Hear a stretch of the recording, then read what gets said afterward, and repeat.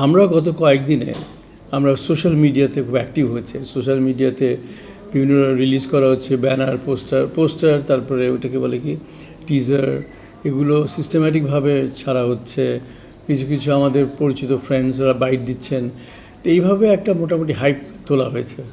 না, আমার এটা দীর্ঘদিনে তো বটেই। 2003-তে গাজীপুরে একটা ঘটনা আমি জানতাম যে আমি তখন একটা ড্রামা করেছিলাম উইমেন ট্রাফিকিংয়ের উপরে। তো তখন গাজীপুরে একটা ঘটনা সবাই বলছিল যে ওইখানে একটা কাপড় এসেছিল, হাজব্যান্ড ওয়াইফ। তারা খুবই ভদ্র, ভালো এবং খুব মিশুক। তারা বাসা ভাড়া নিয়ে থাকতো গাজীপুরে এবং 8-9 মাস, 7-8 মাস ছিল। ওই সময় ওরা চলে গেল একদিন হঠাৎ করে, কাউকে কিছু না বলে। কিন্তু দেখা গেল এই সময়টার মধ্যে 5টা মেয়ে হারিয়ে গেছে, যার কোনো ফিরে আসে নাই। এরা ছিল পাচারকারী লোকাল লেভেলে থাকে, বর্ডার পর্যন্ত নিয়ে যায় আরেক দল, বর্ডার পার করে আরেক দল। এটা 2003-তে দেখেছি। 2023-তে যে শুটিং করলাম, মানে প্রায় 20 বছর পরে। আর আরেকটা ব্যাপার হচ্ছে যে এই স্ক্রিপ্ট লেখা হয়েছে গত 2-3 বছর আগে। তো এটাকে ঠিকঠাক করে সিনেমা করার মতো উপযোগী করা, এবং লোকেশনটা খুবই কালারফুল আমাদের। আমি এটা করেছি মেঘনা নদীর পাড়ে। মেঘনা নদীর পাড়ে যারা থাকে সরল সহজ লোক। বয়াতির মেয়ে একটা ভিকটিম হয়েছে, দ্বিতীয়টা নেওয়ার চেষ্টা করছে। শহরটি একটা মেয়ে সেই গ্রামে গেছে, ওর কাছে সন্দেহ হয়। যদিও গ্রাম ভালো লাগতো না, কিছুই পছন্দ না, কিন্তু এই ঘটনার পরে সে একটু ইনভলভ হয়ে যায় গ্রামের সাথে। তারপরে সে এভেনচুয়ালি, আর যেই মেয়েটাকে যেই মেয়েটাকে দেখিয়েছি ভিকটিম, সে ভিকটিম না, সে বিজয়ী হিসেবে দেখানো হয়েছে ইচ্ছা করেই। সেখানে সে ওই কলকাতা থেকে পালিয়ে আসার চেষ্টা করে এবং পারেও, সাকসেসফুলি ঢোকার পরে স্থানীয় লোকজন, যেটা সাধারণত হয়, মেয়েদেরকে অ্যাকসেপ্ট করে না, রিজেক্ট করে দেয়, ওটাও ঘটেছে। কিন্তু সে ওই লড়াই করে নিজেকে এস্টাবলিশ করেছে আর কি, যে তার কোনো দোষ নেই, এটা একটা ভিকটিম হয়েছিল, মানে তাকে নিয়ে যাওয়া হয়েছিল। সে রিয়েলাইজ করছে, লড়াই করে ফিরে আসতে পারছে গ্রামে, এটাই আর কি। সিনেমাটা রিসার্চে রাইটারদের সাথে অনেকবার বসেছি, লোকজনের সাথে কথা বলেছি। পাচার অনেক রকমের পাচার আছে, বিভিন্নভাবে হয়, বিভিন্ন জায়গায় হয়, ইন্টারনাল দেশের মধ্যে হয়, দেশের বাইরে হয়। আজকে ইন্ডিয়াতে প্রচুর বাংলাদেশি মেয়েরা এইভাবে থাকছে, পতিতালয়গুলোতে ভরে গেছে বাংলাদেশে। একসময় নেপালি মেয়েরা যা থাকতো, তাদের গায়ের রং ফর্সা, একটা ডিমান্ড ছিল। বর্তমানে বাংলাদেশের মেয়ে তো বোঝায়। এগুলো সব ইনোসেন্ট, ক্লাস 9, 10, 5, 6 থেকে 7, 8 থেকে আরম্ভ করে 9, 10, 11 পরে কলেজে ফার্স্ট ইয়ার, তাদেরকে নিয়ে যাওয়া হয়। তো এই রিসার্চ কন্ডাক্ট করা হয়েছে স্ক্রিপ্টটা লেখার আগে, এবং তারা লিখেছে। কিন্তু একটা জিনিস আমি জানি, অনেক ধরনের পাচার আছে। আমরা একটা ধরন দেখিয়েছি যে কী করে লোকাল কালেকশনটা করে ওরা। আর অভিনয় করতে যেয়ে ওদেরও রিসার্চ করতে হয়েছে যে গ্রামের মেয়ে হলে কীভাবে ইনোসেন্ট হয়, ওই জিনিসটা ফুটাবার চেষ্টা করা হয়েছে। তারপরে সে চলে যাওয়ার পরে ওই ব্রথনের সিচুয়েশানটা কী হয়, পতিতালয়ের কী কন্ডিশন থাকে, সেখানে মানুষ কীভাবে থাকে, কী করে না করে। ওখানে আবার অনেক রকম ইন্টারনাল বিজনেস আছে, আবার অনেক রকম রিলেশনশিপও হয়। ওগুলোরও কিছু আজ দেওয়া হয়েছে ওই পতিতালয়ের, কলকাতার পতিতালয়ে। না, ভিকটিমদের এখানে হয়েছে কি, যারা সার্ভাইভাল বলে, আজকে কিন্তু ভিকটিম বলে না, সার্ভাইভালদের মধ্যে অনেকেই যারা এটা ঘটনা জানে, এবং যারা এটা আমি এই স্থানীয় এনজিও, ইন্টারন্যাশনাল এনজিও, যারা নাকি exploitation of women, violence against women বা নিয়ে কাজ করছে, ট্রাফিকিং নিয়ে কাজ, তাদের সাথে আমি কথাবার্তা বলেছি। এখানে অনেকেই সাথে কথা বলেছি যারা ফিরে এসছে, তারা জানে, এবং তারা বলছে আমরা দল বেঁধে যাবো দেখতে সিনেমা হলে, উইচ একটা গুড নিউজ। বিনোদনের পাশাপাশি আপনি একটা মেসেজ দিচ্ছি। বিনোদনের কম্পোনেন্ট এর মধ্যে যথেষ্ট আছে। সেটা হচ্ছে শুধু ভিজুয়ালি ইন্টারেস্টিং না, ওই রিলেশনশিপের থেকে গান করা। বয়াতির ফ্যামিলির গল্প, তো বয়াতির গান আছে, বাবা মেয়ের গান আছে, নাচ আছে। তারপরে আবার এই একটা নায়ক একসময় কল্পনায় করে তার মেয়ের সাথে একটা সম্পর্ক হবে, ওগুলো নিয়ে কি যা দরকার ওগুলো সবই আছে। ভায়োলেন্স কিছুটা আছে, কিন্তু ওরকম অ্যাগ্রেসিভ ভায়োলেন্স না। কিডন্যাপ করার সময় যে মারাত্মক কিছু, ওই ফিরে আসার পরে তাদেরকে আক্রমণ করে, যাতে গোবরটা ফাঁস না হয়ে যায়, যাতে লোকেরা জানতে না পারে যে আসলে কী হয়েছে। তো ওই পাচারকারীরা তখন আর কি আক্রমণ করে, ওইসব দৃশ্য আছে আর কি।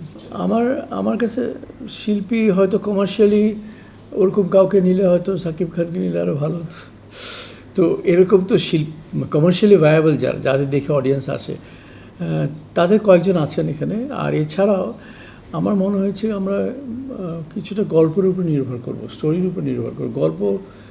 গল্প তো আছে, এবং আমার ফিল্ম দেখেছি যারা, তার বেসিক্যালি কথা হচ্ছে যে গল্পটা থাকাতে একটা সুন্দর গল্পতে আমি গল্পের মধ্যে এঙ্গেজ হয়ে গেছিলাম, এবং গল্পটা উপলব্ধি করছি, দেখছি ঘটনা ঘটছে খুব ফাস্ট টেম্পোতে, ওগুলোতে এঙ্গেজ হয়ে যে আমার গল্পটা আমার ভালো লাগে সেটা বলছে। সুতরাং আমার মনে হয় যে নতুন শিল্পীরাও যদি স্টোরি ভালো থাকে, যদি মেকিং ভালো থাকে, হয়তো তাদের ব্যাপারটা ফুটিয়ে তুলতে পারবে। ওইটার উপরেই কাউন্ট করছি বেশি। ব্যবসা নিয়ে কি ভাবছেন? ব্যবসা নিয়ে এখন সিনিপ্লেক্সে বা ব্লকবাস্টারে বা লায়নে আমরা পেয়েছি, চিটাগংয়ে সিলভার স্ক্রিনে পেয়েছি। এটা আমার মনে হয় যে এবার তো অনেক ছবি, মানে কেউ বলে 14টা, কেউ বলে 15টা, জানি না, এই ছবিগুলো আসবে। তার মধ্যে শাকিব খানের বোধহয় 1টা না 2টা ছবি আছে। তো যেটা হবে সেটা হচ্ছে আমার বিশ্বাস যে প্রথম 1 সপ্তাহ 2 সপ্তাহ আমাদের সার্ভাইভ করতে হবে। লোকেরা যখন ওয়ার্ড অফ মাউথ জানতে পারবে যে ঘটনাটা কী ব্যাপার, তখন আমরা সিঙ্গেল সিনেমা হলে যেতে পারবো। সিঙ্গেল সিনেমা হলে গেলে স্পেশালি আমার মনে হয় বর্ডার এলাকাতে, যশোর, কুষ্টিয়া বা সিএসসি, খুলনা, পশ্চিমবঙ্গের সাথে বর্ডার এলাকার লোকেরা সহজেই এই ছবির সাথে আইডেন্টিফাই করতে পারবে যে আমাদের গ্রামে এই ঘটনা ঘটেছে, তারা জানে। সুতরাং আমার মনে হয় ওইভাবে করবো। আর মেহেন্দিগঞ্জ, মেঘনা পাড়ের লোকেরা তো ইন্টারেস্টেড, আমাকে তারা বলছে আমরা যাবো দেখতে। তো তাদের এলাকায় শ্যুট করা, তো পুরোটাই একটা গ্রামে, মেহেন্দিগঞ্জে উলানিয়া গ্রামে শ্যুট করা হয়েছে। কিছুটা কি চ্যালেঞ্জ কি ফিল করছেন যে ঈদে সিনেমা? অবশ্যই চ্যালেঞ্জ ফিল করছি, এটা আমাদের একটা চ্যালেঞ্জই বলতে পারবো। আমি তো ওখানে ভাবিনি যে এতগুলো সিনেমা রিলিজ হবে। আমি সেন্সরশিপ পেয়েছি, সেন্সর ক্লিয়ারেন্স পেয়েছি অনেক আগে, তারপরে বোর্ডের তারপর মুজিব ছবিটা রিলিজ হলো, সেই জন্য দেইনি। তারপর ওয়েট করতে ভালো ঈদেই দেই। তো ঈদে যেহেতু অনেক ছবি, এখন ফিটেস্ট হবে সার্ভাইভ করে তারা যারা ফিট বেশি, তো এখন ওই পথে এগোতে হবে আমাদের। দেখা যাক অডিয়েন্স কী বলে। এখানে আমরা কিন্তু এটাকে একটু অন্যভাবে নিয়েছি। প্রথম সপ্তাহে ভালো গেলে তো দ্বিতীয় সপ্তাহে হয়তো আরও 2-1টা সিনেপ্লেক্স বাস পাওয়া যাবে, তারপর সিঙ্গেল সিনেমা হলে যাবে। এই পর্বগুলো চলে যাওয়ার পরে, এগুলো হয়ে যাওয়ার পরে যেটা আমরা করব, আমরা শিল্পকলা একাডেমির সাথে ইনিশিয়াল কথা বলতে হবে। আমরা বিভিন্ন সংগঠন যারা নাকি এই বিষয় নিয়ে কাজ করে, তাদের সাথে ইনিশিয়াল কথা হয়েছে। আমরা যেটা করব সেটা হচ্ছে শিল্পকলা একাডেমিতে আমরা যখন একটা জায়গায় শহরে গেলাম, খুলনায় গেলাম ফর এক্সাম্পল, বা একটা ডিস্ট্রিক্ট গেলাম, বর্ডার এলাকাটাকে জায়গায় গেলাম, সেখানে যা মাইকিং করে লোক আনবো, অ্যাওয়ারনেস বিল্ডিংয়ে এই কাজটা ব্যবহার করব। মানুষের সচেতনতা বাড়াবার জন্য বাবা মা অ্যালার্ট হয়ে যাক, বাচ্চারা অ্যালার্ট হয়ে যাক, যেটা হতে পারে হচ্ছে। তো কমার্শিয়াল ফিল্ম তো মানে সাধারণত ডকুমেন্টারিতে মানুষ ইন্টারেস্ট পায় না, কিন্তু নাচে গানে ভরপুর রঙিন ছবি তো আমার মনে হয় এটা অডিয়েন্সরা দেখবে এবং অ্যাওয়ারনেস বিল্ড আপ করতে সাহায্য করবে। এটা আমরা কাউন্ট করছি এটার উপরে। আমরা অলরেডি কিছু কথা বলেছি কয়েকটা এজেন্সির সাথে, যারা নাকি এটা নিয়ে, এবং অলরেডি সুইস কানেকশনটা আমাদের সাথে ফান্ড করেছে এবং পার্টনার হয়েছে জাস্ট বিকজ দ্য সাবজেক্টের জন্য। তো এটা একটা পজিটিভ দিক।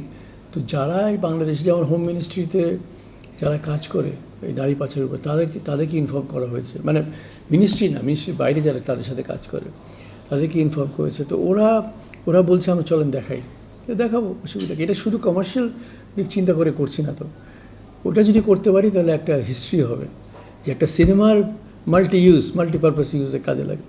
প্রচুর যেগুলো ছেড়ে দিব, ওগুলো আমাদের দীপ্ত টেলিভিশনেরই আছে, দীপ্ত প্লে, ওইখানে ম্যাক্সিমাম দেখাবো।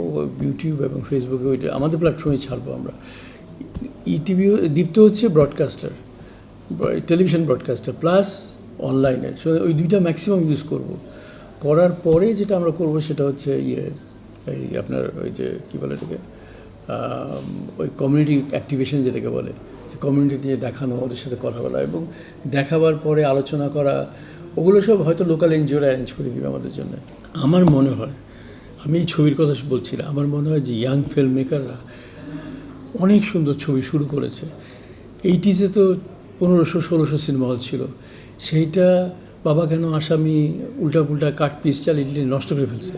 কিন্তু এখন শিক্ষিত ইয়াং ছেলেমেয়েরা ভালো ছবি তৈরি করছে, এর ফলে সিনেমা দেখার দর্শক বাড়বে এবং এটা একটা ইন্ডিকেশান এবার ঈদে যে ভালো ছবি, বেশ কিছু ভালো ছবি বেরোবার পরে মানুষ চিন্তা করবে সিনিপ্লেক্স বানাই, বা আমরা গভর্নমেন্টও তো 100-1000 কোটি না কত দিছে, এবং কয়েকটা জায়গাতে কাজ শুরু হয়ে গেছে, দের বিল্ডিং সিনেমা হল। তো ওরকম যদি হয় তাহলে তো সারা দেশে আরও আবার নতুন করে ফিল্ম তৈরি হয় বাংলাদেশে। আমি এটার ব্যাপারে খুব আশাবাদী। হল আলাদের হিসাব খুব ক্লিয়ার। আমাকে সিনিপ্লেক্স বলেছে, দেখেন আমার বোর্ড অফ ডিরেক্টর একটাই চিন্তা করবে, কোনটা দেখালে বেশি অডিয়েন্স আসবে। সুতরাং আর্টিস্ট বেস যারা, শাকিব খানের 160টা না করে সিনেমা হলে বেরোচ্ছে, which is a good news, ভালো, খুব ভালো। সিনেমা হল যে ইনঅ্যাক্টিভ সিনেমাগুলো অ্যাক্টিভ হবে ওনার কারণে, সেটা খুবই ভালো। ওগুলো হোক, আমরা চাচ্ছি সিনিপ্লেক্সও হোক, আরও সারা দেশে সিনিপ্লেক্স হোক অনেক, তাহলে আমার দেশে আবার সুস্থ ছবি আসবে। আর এটা নিয়ে কমপ্লেন করার কিছু নেই, তো it's a demand for the audience দেখতে চায় তাকে, সুতরাং তার জন্য তো স্পেস দিতেই হবে। এবং আমার তো প্রমাণ আছে গত 4-5 বছরের মধ্যে কি বেশ কিছু ভালো পড়ানোর মতো ছবি, এসব ছবি তো করেছে। হ্যাঁ, সুরঙ্গ, এর কত সুন্দর, হাওয়া, কত সুন্দর ছবি হয়েছে না, এগুলো আরও হবে, তারা উৎসাহিত হবে যে ঠিক আছে আমাদের রিলিজ করা সিনেমা হল পেয়েছি, আমরা করব। এবং মুদ্রা কথা হচ্ছে একটা ফিল্মকে সাস্টেন করতে হবে। সে যদি রেভিনিউ করতে পারে তাহলে সে আবার করতে পারবে ছবি, মানে তো একটা ছবি করি শেষ, টাকা পয়সা। সুতরাং আমার মনে হয় ইটস এ গুড ইন্ডিকেশন বাংলাদেশের জন্য যে ছবি হচ্ছে এবং হবে।